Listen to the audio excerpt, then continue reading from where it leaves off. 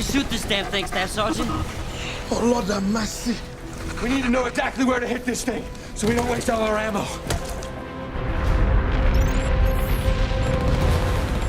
Look, the bar has been raised really high. There have been a lot of terrific filmmakers that have come and made really great and long-lasting and memorable science fiction films with aliens. So we're trying to do something unique, but we're also trying to create a world that feels very real and create aliens that feel very threatening and believable.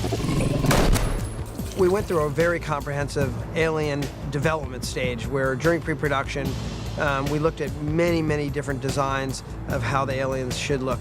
We went through a lot of different concepts to sort of get the alien to a place where the director was comfortable sharing with, the studio.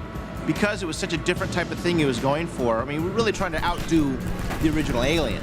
We wanted it to be very different, like nothing anyone's ever seen before. So that was the biggest challenge, was really trying to fine-tune that design, and we're still fine-tuning it now.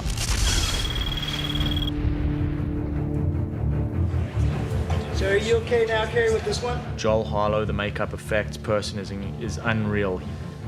The alien he built out of our designs matches the maquette exactly. When I saw what Jonathan had designed, it was something that I hadn't seen before. It was really interesting. What the hell is that thing? We looked at a lot of things out of nature, and that was the key. Jonathan didn't want to replicate or duplicate any other alien that was in another film. So this is totally original. It's unlike anything I've ever seen. Originally, I thought about these creatures as being a little bit more animalistic in a sense. I thought it would be really cool if they swarmed like schoolfish or like birds do, and that they somehow, understood where they all were, spatially in relationship to each other.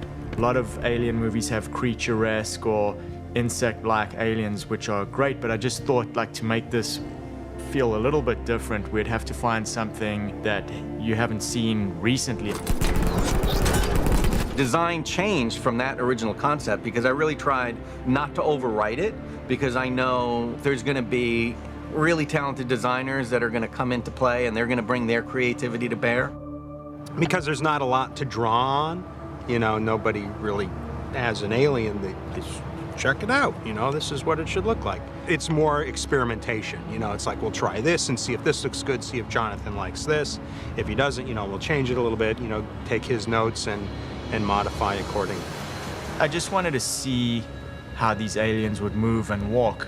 I don't know that I ever had a picture in mind as much as I had a way to describe, how they were fighting and how they were moving and, creepy aspects of them. And I kind of threw it all in a pot, and I said, well, somebody else will figure it out. That's gooey stuff. Working with Jonathan is fantastic. His design for the alien is something that has really been a pleasure to create. Everyone's work is inspiring everyone else, which is great. When people see the alien design, they get excited. From that point, we broke it down and started building the skins and casting parts. What would be metal, what would be, silicone, what would be skin, what would be bone, and going through different phases of the process as far as painting and materials go. The cool thing about it is, even now while we're building it, he'll throw different things into it. He'll come up with different ideas, so there's always a creative energy that we can incorporate into this thing. It's just great to be involved with something that people believe in and get excited that they're working on. It feels like we're not settled on a final design yet, which is very stimulating as far as the creative potential goes, because you can come up with ideas, bounce them off him. He'll send me images and say, try to incorporate this somewhere, and it's challenging, but it's also very gratifying. It's just interesting to watch Jonathan, because you can almost hear the wheels turning in his head as he's going. It's just watching. It's like watching a mad scientists put together Frankenstein. It's like, what is going on? And when he finally came into the shop, I think is when he was like, oh yes, there it is. That's my creation. That's my monster. These aliens reminded me of when I think of an alien like Roswell or something like that. It just made me feel that, got me very excited. You got a dozen up on the bridge. They're moving down. Jonathan had some very cool and radical and unique takes on what they look like, how they move, how they travel, how they attack. They're fighting a real enemy. We don't want it to be an exaggerated enemy. We want it to be as real as possible. It looks like it's been surgically attached. Talk about commitment to cause. So we started talking very early on about what kind of army are they? You know, how would they kind of rank and file? That one out front looks like a leader, so now they got leadership. How would they, you know, deploy themselves in an effort to have this battle? What the hell's that? We got a breach. Why they came here, what they were looking for, how they were able to defend themselves, what made them a better opponent.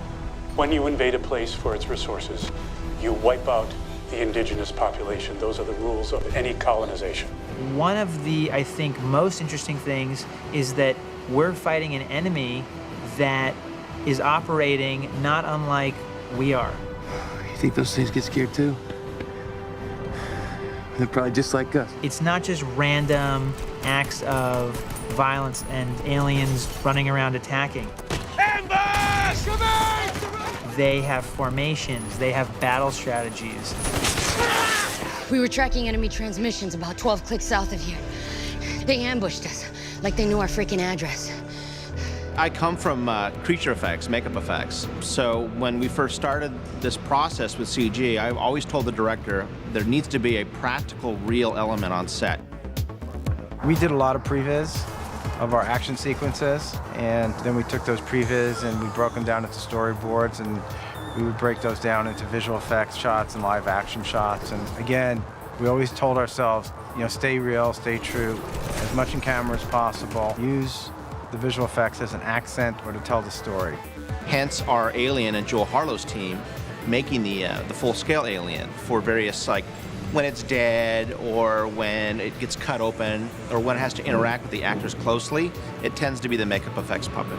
And just his passion for makeup, you know, and his team and how they did the alien autopsy, just the details within that alien body are great. It's so cool when the cast walks on and sees that alien all split up. It gets them into the movie. They get excited. We gotta figure out how to kill these things. Otherwise, we won't last another 5 minutes out there, okay? Well, we just killed an alien. The bulk of it anyway, the torso. We'll be killing the head at a later date. It all went very well. Layer after layer after layer, organ after organ, and a glowing heart, so you can't beat that. Smoke, slime, everything the kids love. I love shooting the autopsy with the alien, because you're in there and you get to see its guts and the elaborate work that the art department did on this massive creature that's 7 feet tall. It's intriguing to look at. Now that full version is about 8 feet tall, and it's got a tentacle coming out of its leg that's like 20 feet long. So when they drag this thing in, it's a pretty impressive hunk of dead alien. They bring that in, they throw it down in the interior of the police station, then they cut it open, do an autopsy on it, and that's a separate element. It's organically evolving into like so many, you know, different things, and now I kind of understand slightly the anatomy of the damn thing. I think that's cool. They're making conscious decisions on how it works, and slowly I'm starting to learn more and more about it. This is our last shot. Got it. Every time that the cast interacts physically with one of these aliens, it's something that we have made. You know, it's a physical prop. It's there in the room. That's how we kill this thing, to the right of where the heart would be. The gory looks of the creature itself, the work that they did on it, it's pretty good. I like it. I mean, I'm disgusted every time I look at it. So I think they're doing their job. If you separate the alien element from this movie, what I'm trying to achieve is a real war film.